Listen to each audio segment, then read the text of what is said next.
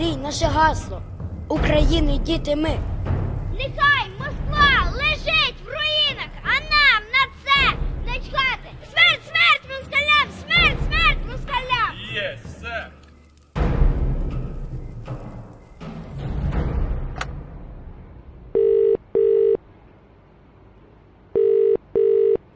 Hello. Hi Spike, how are you? Yeah, I'm good, thanks. So I'm looking through the documentary you shot for us in Ukraine. Basically, I just wanted to ask if you could take me through a few things. We're looking at these kids at camp, right? Like singing around a campfire? This is a summer camp for children run by a military battalion on the outskirts of Kiev. Summer camps in Ukraine are common, but this one is much more extreme.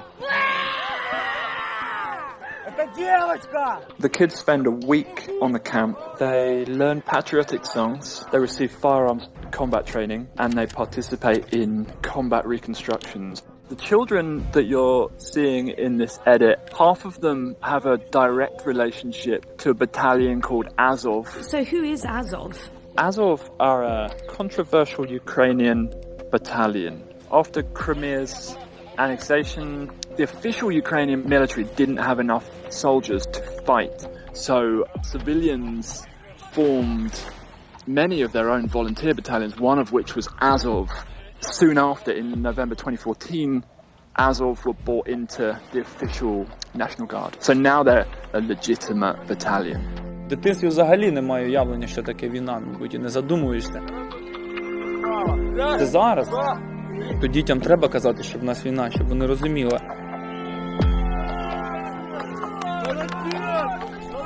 Моє рішення. Я цілий рік хотів в цей табір. І мої мрії здійснилися. He's incredible, Smolny. His memory of patriotic literature and poems was incredible. The kids live in tents and sometimes they're woken up at 3 a.m. by fireworks or like smoke grenades, you know, and they have to get out of their tents and simulate combat. But if you ask any of them, they enjoy it.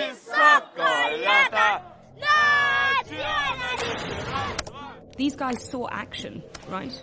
Who were they actually fighting against in that like archive footage?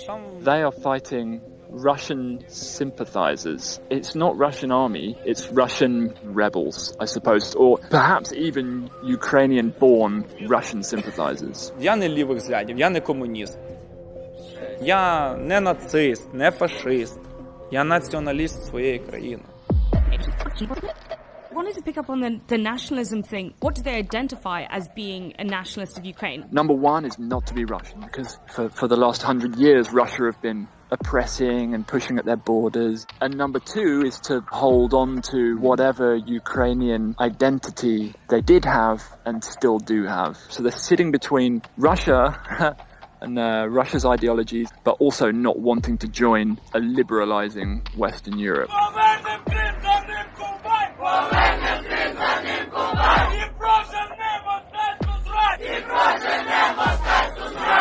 Те ж саме ми хочемо привити до дітей, щоб вони любили Україну, щоб вони її не споплюжували. Покоління, яке зараз в нашій країні, воно повинно забезпечити фундамент для іншого покоління. Быстрее, быстрее, быстрее! And did you get a sense that people like approve or don't approve of these camps? The idea of the Azov camp specifically is less popular depending on who you speak to. The Ukrainian public offer them some gratitude for the work that they did in 2014 in terms of saving part of the east of Ukraine. But their ideologies are radical for the rest of Ukraine. They don't like immigration, they don't like foreigners.